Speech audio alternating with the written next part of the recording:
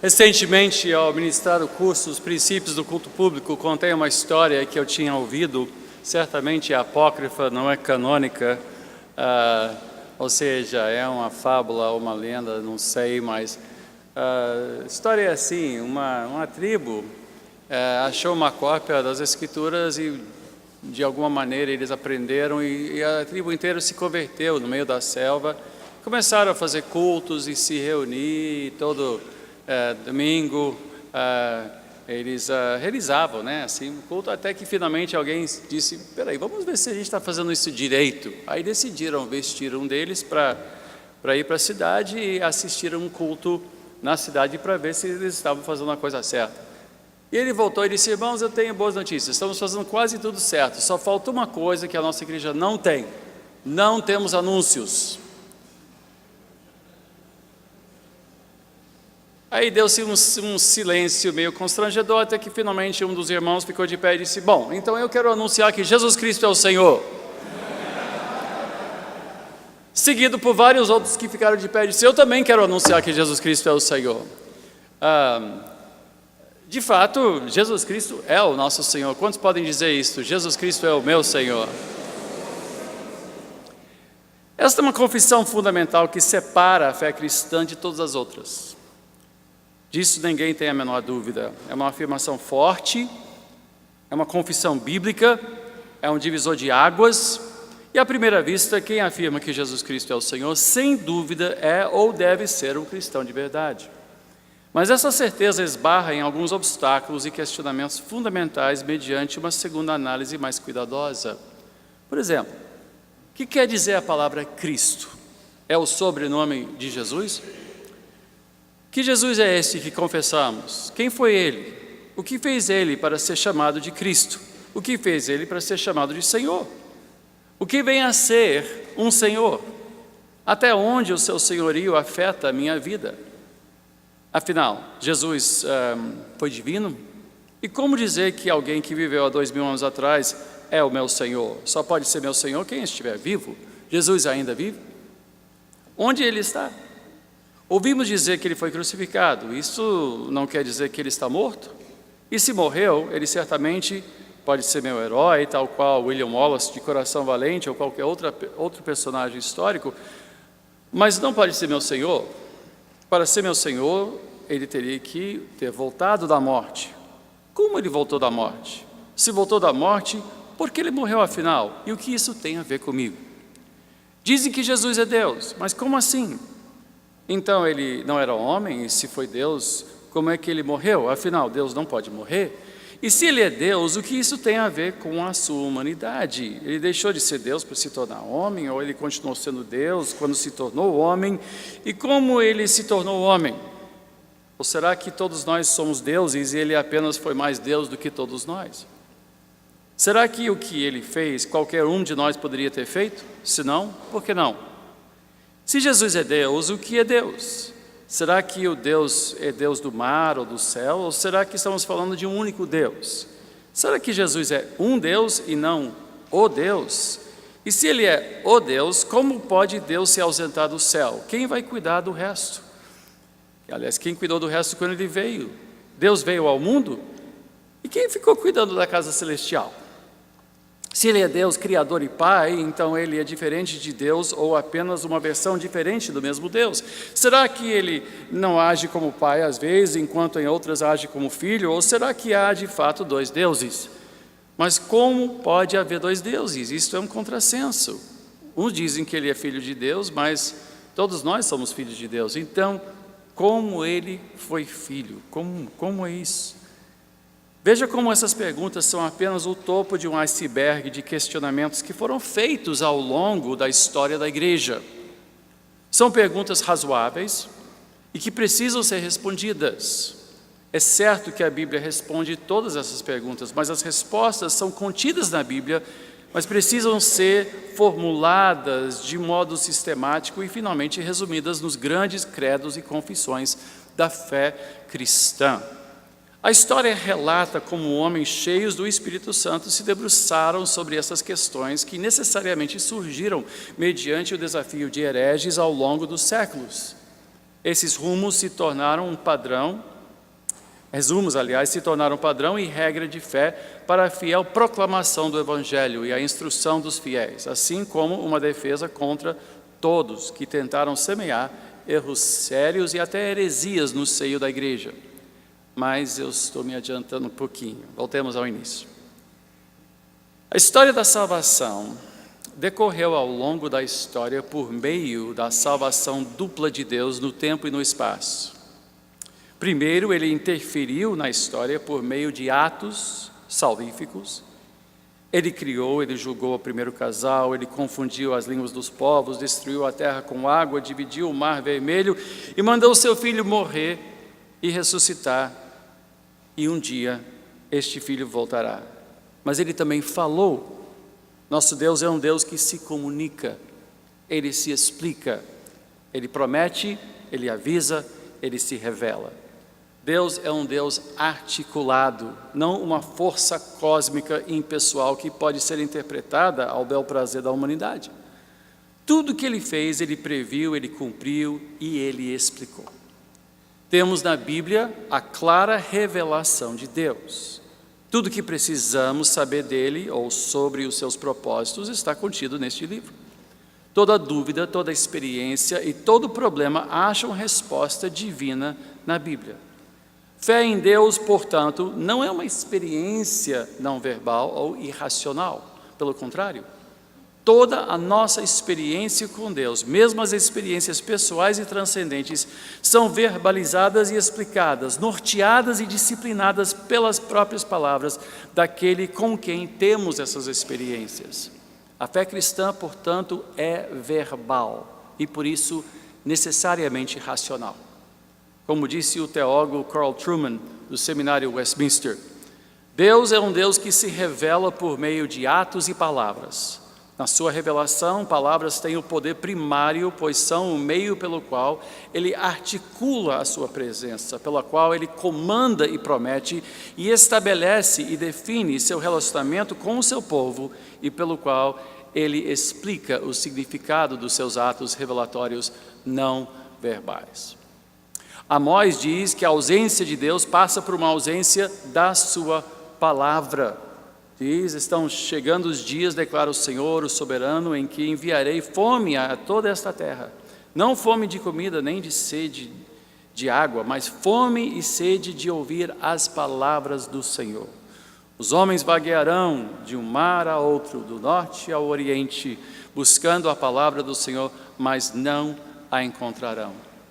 O silêncio de Deus é literalmente a ausência de Deus. Sua presença, inversamente, é constatada pela sua palavra. Avancemos então. Veja o que Paulo disse em Romanos 10, versículo 9 e 10. Para quem estiver anotando, isso está sendo gravado, então não precisam. Mas Paulo disse, se você confessar com a sua boca que Jesus é Senhor, e crer em seu coração que Deus o ressuscitou dentre os mortos, será salvo. Pois com o coração se crê para a justiça, e com a boca se confessa para a salvação. Em João, Jesus disse, João 17, na sua oração sacerdotal, Jesus disse, esta é a vida eterna, que te conheçam o único Deus verdadeiro e a Jesus Cristo, a quem enviaste. Posso conhecer a Deus sem que isto se traduza em confissão? Não. Mas confissão requer uma convicção de algo, pois uma confissão é uma afirmação de fé. Esta afirmação é mais do que apenas um testemunho de uma experiência íntima.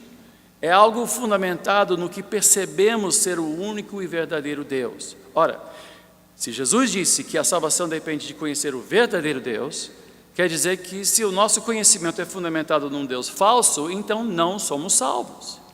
O que distingue então o falso do verdadeiro? A resposta pode parecer simples demais, mas é a resposta certa. A distinção entre a confissão de um Deus falso e o do Deus verdadeiro é a verdade. Que verdade é esta? A que o próprio Deus nos revelou.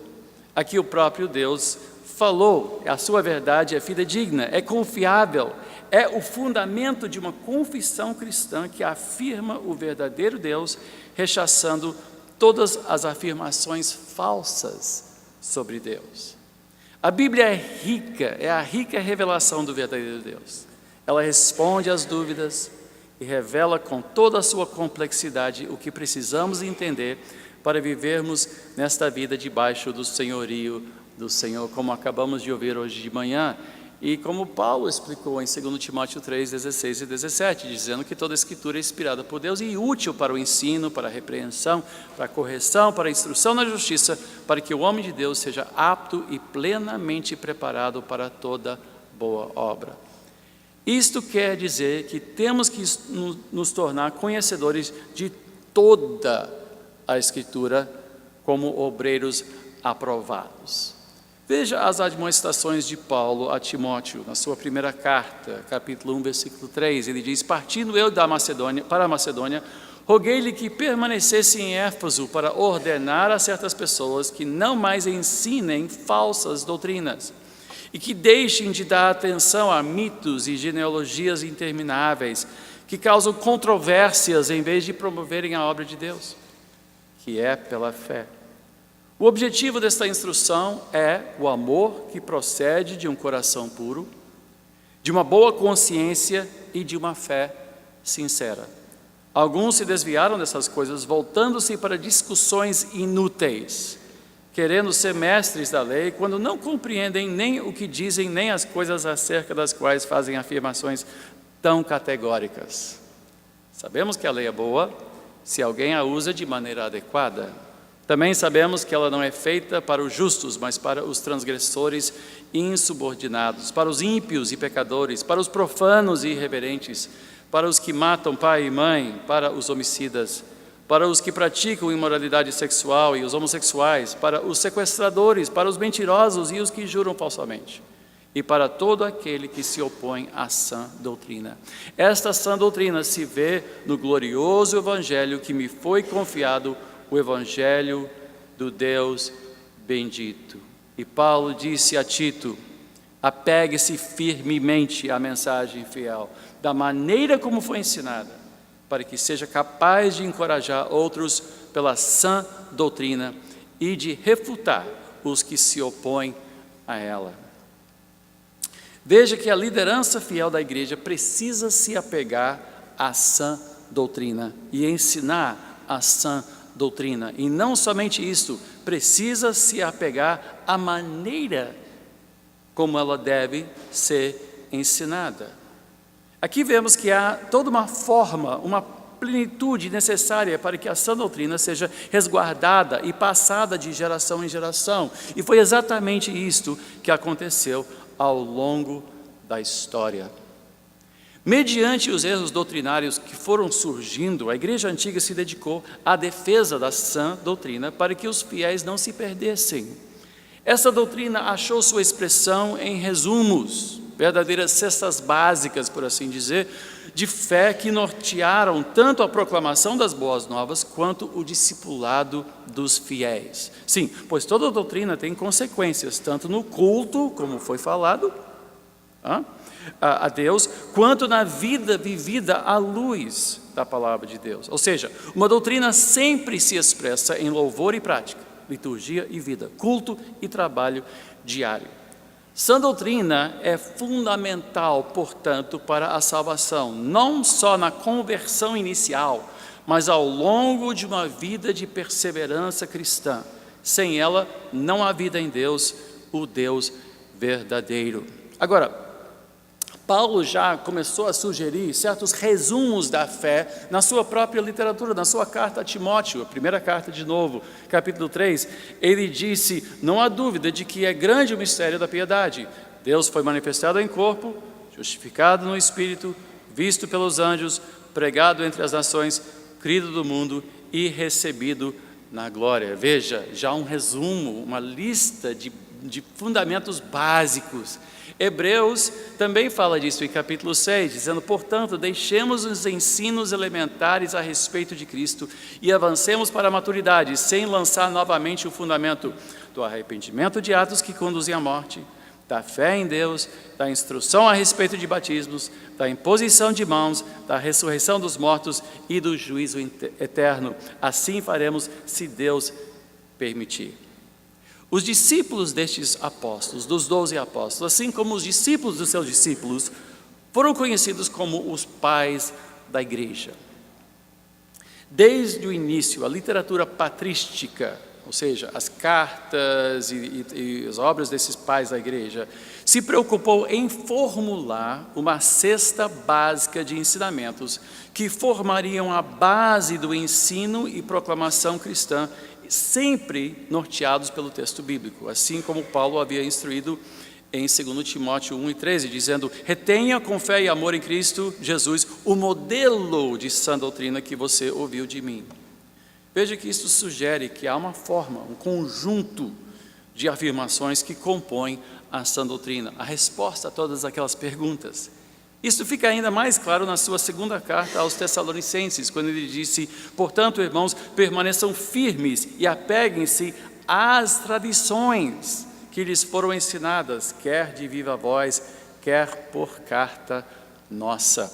E na mesma veia ele elogiou os coríntios, dizendo na sua primeira carta: eu os elogio por se lembrarem de mim em tudo e por se apegarem às tradições exatamente como eu as transmiti a vocês.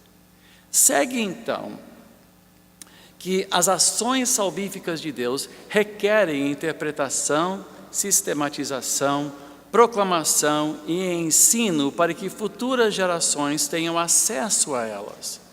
A tradição é regulada pelas Escrituras, que são a única fonte de autoridade do conhecimento de Deus, certamente. Todavia, as tradições, como são postas aqui, não são a Bíblia, mas o fiel ensinamento da Bíblia. Estas tradições, ou credos, foram formuladas para transmitir a fé em termos doutrinários e são normativos e autoridades para a igreja na pessoa dos seus líderes e dos seus membros. De fato, serviram para definir as fronteiras e os contornos da própria igreja. Negá-las é negar o Deus verdadeiro. Já na segunda geração, vemos o surgimento de algo chamado a regra de fé.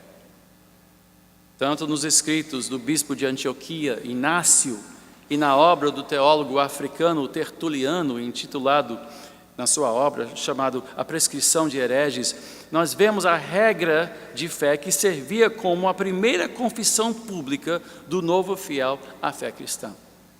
Sua fé consistia em confessar Cristo e renunciar a este mundo. 3 séculos depois, achamos nas cartas de Ambrósio de Milão o que viria a ser conhecido como o Credo dos Apóstolos. E, de fato, o credo difere muito pouco da regra de fé, mas acabou se tornando o padrão e a regra de ouro da igreja desde então. Até hoje fazemos a confissão do Credo dos Apóstolos. Esse credo serviu de base para ensinamento da fé cristã e continua sendo, digamos, o resumo de obras até contemporâneas, desde J.I. Packer, ou Michael Horton recentemente construiu todo um livro em cima do credo apostólico, ensinando a base da fé cristã. Agora, é claro que não só regras de fé foram surgindo, mas heresias surgiram também. Algumas delas foram de uma sutileza impressionante, pois usaram o próprio texto bíblico de maneira ardilosa, seduzindo muita gente. Foi o caso de Arius, que ensinou que Jesus havia sido o primeiro a ser criado, e por sua vez ele criou todo o resto, os céus e a terra. A igreja se reuniu para debater a questão no primeiro de 7 grandes concílios da igreja. O primeiro documento de defesa da fé é conhecido também como um credo, o Credo de Niceia. Embora tenha levado mais de um concílio para finalizá-lo, permanece como um farol que vem iluminando a igreja há séculos sobre a natureza de vida de Jesus, sua coexistência e igualdade com o Pai, Deus Criador. Mas esta era de grandes concílios, os 7 grandes concílios, passou e a Igreja Católica Romana começou a acrescentar doutrinas diversas à fé cristã, que na visão dos reformadores do século XVI tinha a desfigurado e a corrompido. Em 1517, um monge agostiniano pregou um manifesto na porta da igreja em Wittenberg, propondo 95 teses a serem consideradas pela igreja. Foi uma conclamação para um debate em torno do que ele percebia ser um desvio da regra de fé cristã. As tradições tinham sido infiéis aos ensinamentos da Bíblia. Isto foi há 500 anos atrás. Aliás, vamos celebrar isso no próximo Halloween. Não é Halloween, não, desculpem. Para não esquecer, dia 31 de outubro, dia da Reforma Protestante. Naquele dia que, lamentavelmente, chamamos de Halloween, graças aos macumbeiros celtas.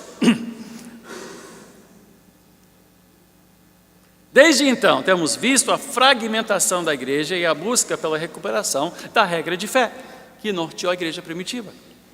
Novas perguntas foram feitas, novos erros criaram novas questões e nos forçaram a buscar respostas mais robustas e complexas. Até recentemente, gente, essa ideologia de gênero está nos forçando a acrescentar às nossas confissões algo sobre a natureza do casamento, de ser entre um homem e uma mulher. Isso tem que fazer parte agora de uma confissão, até para defender a igreja de qualquer investida do governo querendo impor sobre nós um culto de casamento contrário aos ensinamentos da Bíblia. Da Reforma Protestante, várias vertentes nasceram, né? Os luteranos se destacaram dos outros reformadores por causa da sua crença em relação à natureza dos elementos da Santa Ceia. Outros se destacaram por causa da sua afirmação do batismo nas águas ser exclusivo para os que confessavam Cristo e, portanto, não incluindo crianças recém-nascidas. Cada diferença deu surgimento a um novo universo protestante, a uma nova tradição protestante. Aos luteranos foram acrescentados os reformados, os anabatistas e por aí vai. Havia, é claro, uma preocupação de manter a unidade, apesar dessas diferenças, e dessa preocupação surgiram 3 confissões, conhecidas como as confissões de união.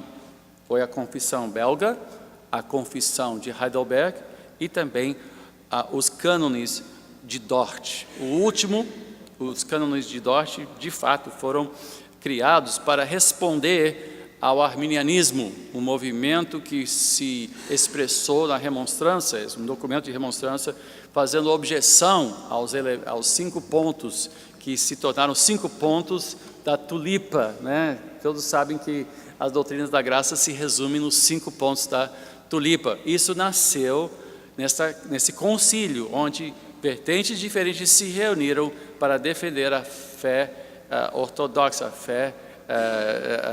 a regra de fé protestante. Agora, aos credos, então, foram acrescentadas confissões denominacionais, que tiveram grande importância, gente, em manter o testemunho e contribuição clara de cada denominação. Mesmo havendo uma afirmação de união entre as igrejas em torno do senhorio de Cristo, dos credos antigos, como a dos apóstolos e do credo de Nicéia, que todas as igrejas cristãs até hoje afirmam o credo apostólico e o credo de Nicéia. Cada confissão, no entanto, define a comunhão da sua própria igreja. Cada confissão afirma as suas convicções em torno das Escrituras Sagradas. E cada confissão é fundamental para manter a unidade da sua igreja. Repito, todas elas são unânimes em afirmar os antigos credos, mas todas elas são fundamentais para a vida e vigor da sua própria confissão. Agora a gente vive tempos difíceis. Os credos e as confissões são vistos com desdenho, ou pelo menos com desconfiança por muita gente, até cristãos. Isso não se deve à fraqueza ou insuficiência dessas confissões, que são excelentes, mas ao espírito da nossa época. o liberalismo, o zeitgeist liberal, populista, anti-tudo, gerando uma espécie de hermenêutica de desconfiança, e é praticamente a única filosofia que sobrou na nossa geração. Dos 3 arquitetos do século XX, Freud, Marx e Nietzsche, só Nietzsche sobrou, e Nietzsche foi avassalador, né? Criando esta desconfiança de toda e qualquer instituição, de toda e qualquer afirmação de verdade. Nós vivemos desconfiados de tudo. Isso ainda é sobra deste louco alemão que terminou seus dias insano, e a irmã dele vendia entradas para visitar o filósofo louco, quando ele estava lá babando no seu mingau, e pessoas vinham para ver o grande Nietzsche, e a irmã cobrava entrada, enfim. Mas vamos então entender o problema atual. Confissões e credos, primeiro, são valorizados por pessoas que entendem a importância da tradição e da história. Confissões e credos são valorizados por quem entende o poder das palavras. E confissões e credos são fortalecidos e, por sua vez, fortalecem a igreja, porque não são documentos pessoais, são documentos coletivos. Expressam o quê? A fé de um povo e não só de um indivíduo. Cada uma dessas 3 verdades soa mal aos ouvidos atuais, pois o passado é mais um motivo de constrangimento do que um objeto de referência pela maioria. O novo é mais valorizado do que o antigo. De governos a igrejas e multinacionais a universidades, tudo que se propõe fundamentar a sua legitimidade no passado é visto como algo ultrapassado e que vive em benefício próprio, desprezando a realidade de todos nós. Além do mais, numa era de ciência, achamos que o passado não tem nada a nos ensinar. Tudo se renova. Os jovens é que têm que nos ensinar o caminho. O novo é o que funciona. O novo é mais bonito, mais relevante, mais prático e mais correto.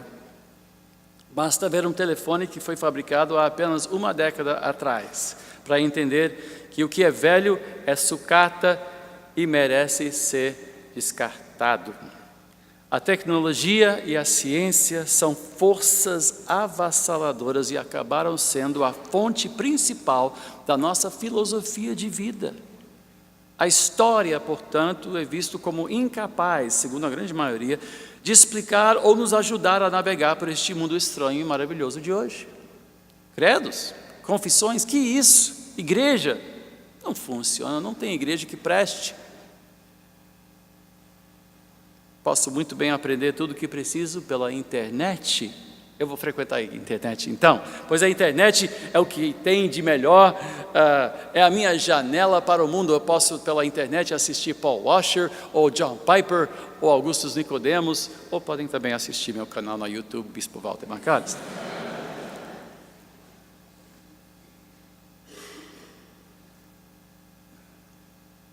O importante é que eu decido, eu escolho. A minha filosofia dominante do mundo hoje é o consumo, o consumismo. Eu sou o dono da minha vida. Ninguém pode me dizer o que fazer, o que vestir, com quem me casar, ou se devo permanecer casado, ou o que devo crer, ou como devo ler a Bíblia. Posso muito bem ler a Bíblia e o que me agrada, isso eu vou crer, nisso eu vou crer. O resto, a imposição de pessoas que não respeitam meu ponto de vista. Como alguém disse para mim, bispo, eu gosto muito da Bíblia, mas esse negócio de dízimo, eu não aceito não. Eu disse, mas está na Bíblia. Não. Eu gosto dessa parte, mas eu não gosto daquela parte. Então o que surge? Toda uma tribo de pessoas que dizem, nada a ver. São os novos bárbaros que invadiram a igreja, né? Quem discorda comigo é homofóbico, ou jovem-fóbico, ou preconceituoso, ultrapassado, reacionário, caretas e fósseis culturais. Igreja tem que estar em compasso com o novo, com o atual, tem que ser show. Isso aqui, gente, isso aqui é de uma era que já passou. Tem que ter telão, tem que ter gelo seco, tem que ter luzes, tem que ter ribalta, tem que ter guitarra, tem que ter, sabe, louvor, né? Tem que ser emocionante, tem que ser um show, porque eu venho para a igreja não me toca, sabe, sabe, está vendo o problema? Porque o que me emociona é o que me convence. As pessoas aprenderam a se convencer só pela emoção, não mais pela razão. E se eu não gostar de algo, eu decido. Não é verdade, não bateu, não passa daqui, não é? E nós todos somos criados para pensar assim. Então, credos, confissões, instituições, igreja, isso é coisa do passado, isso é para pastores que só pensam em dinheiro. Essa é a filosofia não só de punks e roqueiros, mas de homens e mulheres de meia idade, de famílias inteiras e até de supostos crentes.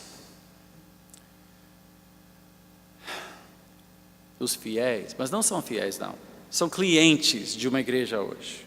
E amanhã pode-se muito bem ser cliente de outra igreja. Afinal, o importante é o que existe dentro de mim. O importante é a minha verdade. Eu escolho, eu decido. Se hoje ser mulher me dá prazer, então serei mulher. Se amanhã eu quiser ser homem, todo mundo sabe que afinal é só uma questão de eu escolher. E segundo reza o credo secular, todos têm que respeitar, senão são fanáticos religiosos. E mais, provavelmente estão lendo a Bíblia erradamente, porque agora não falta quem reinterprete e até mude o texto original para agradar os clientes da fé. A Bíblia é o que eu quero que ele seja, que ela seja, ou ainda chegamos ao extremo de dizer que o Deus a quem servem é maior do que a própria Bíblia, que é uma mera escrita de homens.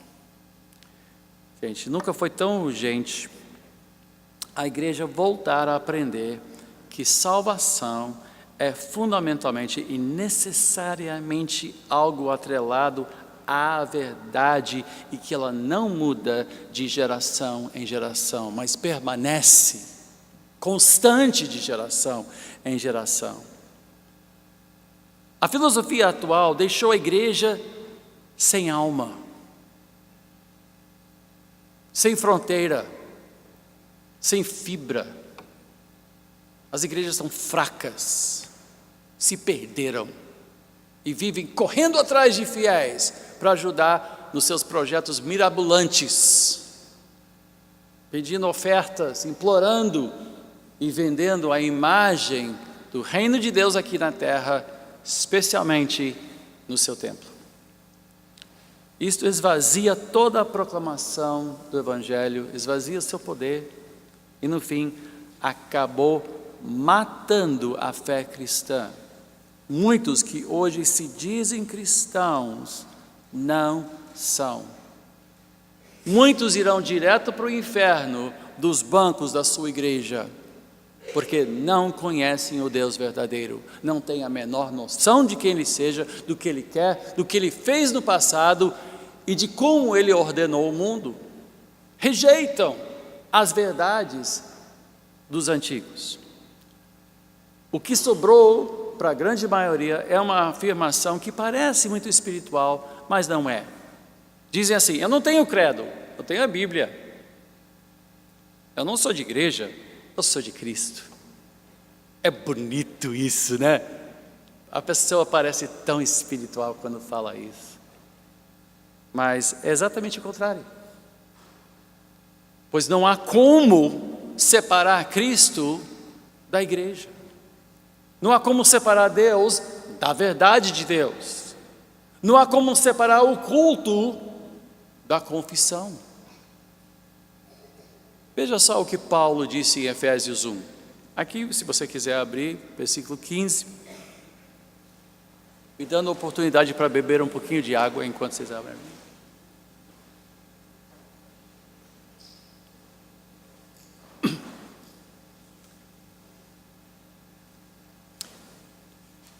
Veja só o que diz em versículo 15.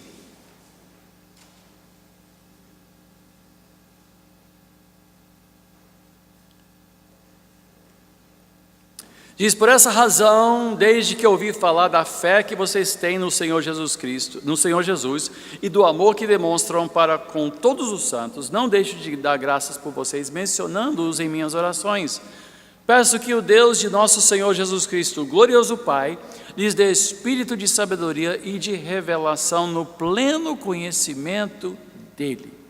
Oro também para que os olhos do coração de vocês sejam iluminados, a fim de que vocês conheçam a esperança para a qual ele os chamou, as riquezas da gloriosa herança dele nos santos e a incomparável grandeza do seu poder para conosco, os que cremos, conforme a atuação da sua poderosa força. Esse poder ele exerceu em Cristo, ressuscitando dos mortos e fazendo-o assentar-se à sua direita nas regiões celestiais, muito acima de todo governo e autoridade, poder e domínio, e de todo nome que se possa mencionar, não apenas nesta era, mas também na que há de vir. Deus colocou todas as coisas debaixo dos seus pés e o designou cabeça de todas as coisas para a igreja, que é o seu corpo, a plenitude daquele que enche todas as coisas em toda e qualquer circunstância. Agora, digamos a verdade. Todos têm uma confissão, mesmo que não seja expressada de forma clara. Todo mundo tem respostas às perguntas que eu fiz no início. O fato de não ser leal a uma confissão declarada, histórica, dá margens para dois problemas terríveis. Primeiro, não tendo nada explícito em que crer, tudo fica em aberto para mudanças conforme o tempo ou o sentimento. Não é algo sólido sobre o qual alguém pode construir a sua vida.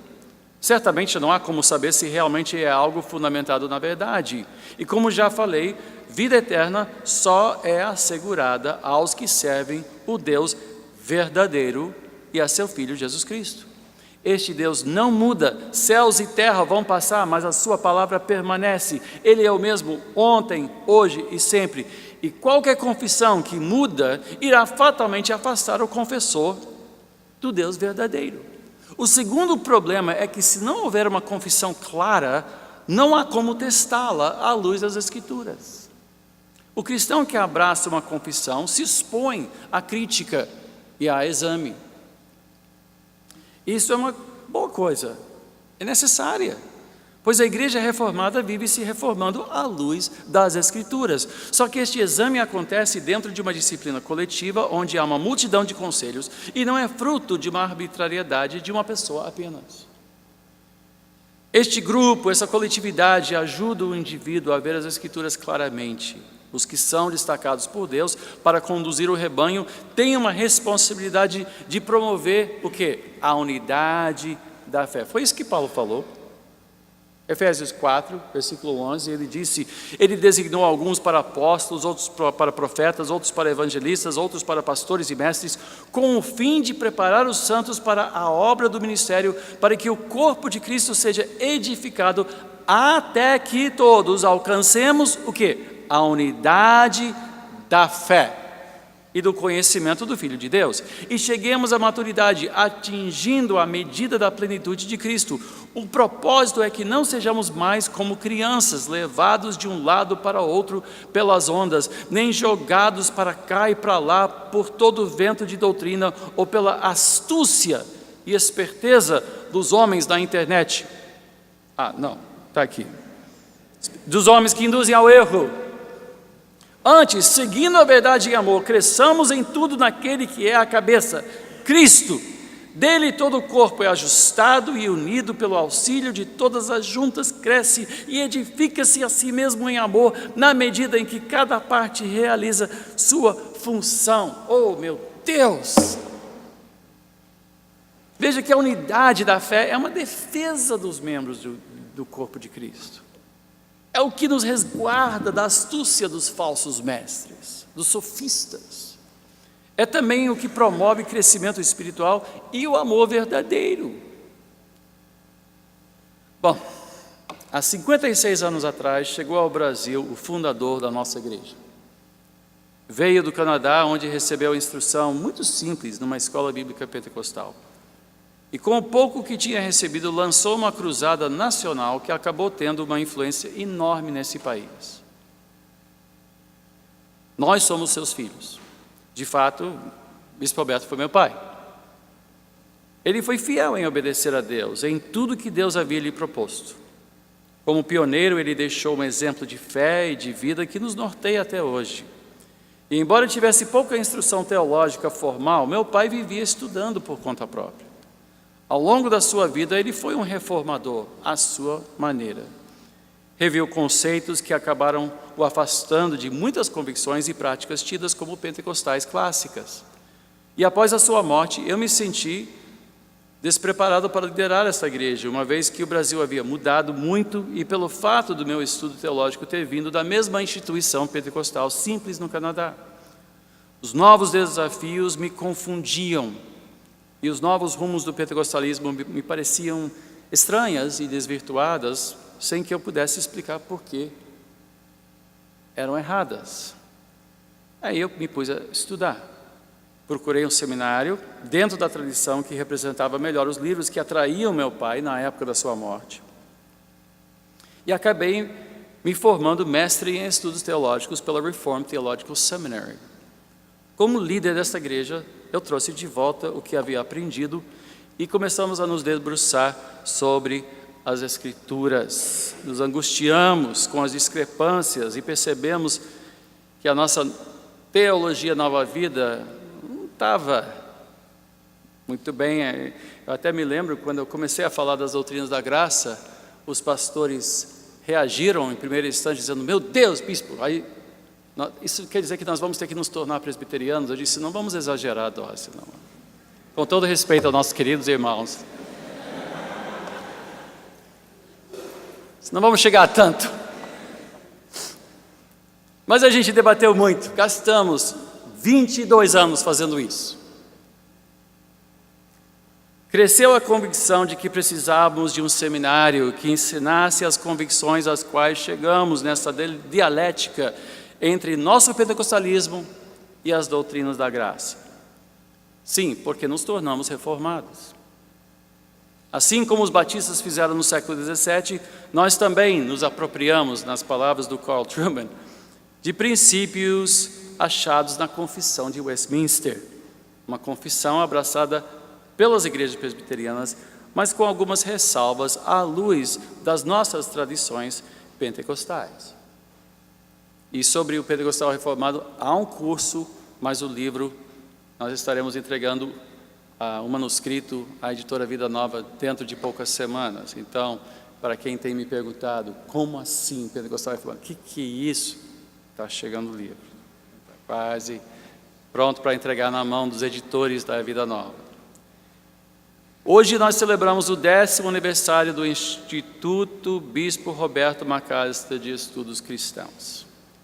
E após 22 anos de debate, estudo, preparação, publicação de livros e deste seminário, este ano marca o primeiro ano que a nossa confissão de fé passou a ser obrigatório para todo o clero da Aliança das Igrejas Cristãs Nova Vida. Esta confissão, como acabei de explicar, servirá ao propósito de promover o vigor dos nossos membros, assim como a fiel proclamação do Evangelho dentro da nossa visão da sã doutrina. Para alguns pode parecer que levamos muito tempo para chegar a este momento, mas historicamente não. Esse tempo todo de debate, estudo, publicação, fundação de seminário, foi relativamente curto se comparado com outros movimentos na história da igreja. Mas 10 anos não é pouca coisa. E quero destacar, e aqui sei que falo não só por mim, mas pelo pastor John, pastor Marcelo, os principais arquitetos desse seminário comigo, o quanto somos gratos pela paciência e apoio do Presbitério Nacional da Igreja Cristã de Nova Vida, e a Deus, a quem toda a honra e toda a glória é devida. Que Deus nos mantenha no caminho de sempre nos submeter às sagradas letras. Agora, com tudo preto no branco, sabemos que pela afirmação e obrigatoriedade de uma confissão, estamos nos expondo a críticas, até dos nossos membros. Alguns podem até achar que é um gesto excludente e que promoverá divisão. E é claro que ao afirmar qualquer verdade, excluímos a hipótese de uma verdade alternativa. Todavia, nosso propósito é de firmar as nossas estacas, alargar as nossas tendas e assegurar que a nossa membresia tenha um estandarte e um padrão claro e disponível ao escrutínio para nortear a nossa vida em comum. Que Deus nos ajude, nos guie e nos preserve fiéis até o dia em que sei que todos nós desejamos ouvir: bem feito, servo bom e fiel, entre no gozo do seu Senhor. Vamos orar.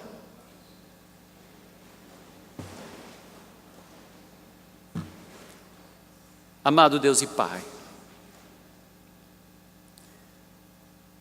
te agradeço pela Tua palavra, que é lâmpada para os nossos pés, luz para o nosso caminho, uma espada de 2 gumes, pão vivo, água pura, que refrigera e alimenta, a verdadeira revelação do verdadeiro Deus. Não há outra. Mas sei também que Tu escolheste e deste como dons à igreja aqueles que ensinariam, apontariam, ajudariam a todos a entender, a estudar, a se aprofundar nas Escrituras, até que cheguemos à unidade da fé.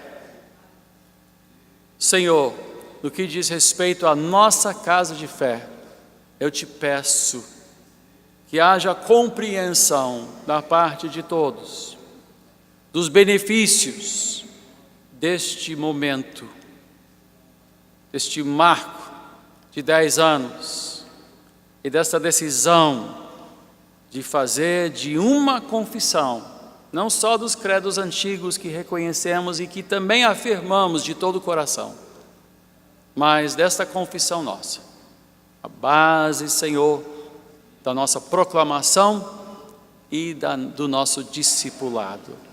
Deus e Pai, ajuda-nos a sempre viver reformando à luz das Escrituras, pois sabemos que ainda temos muito a aprender. Eu te peço, em o nome de Jesus. Amém e amém.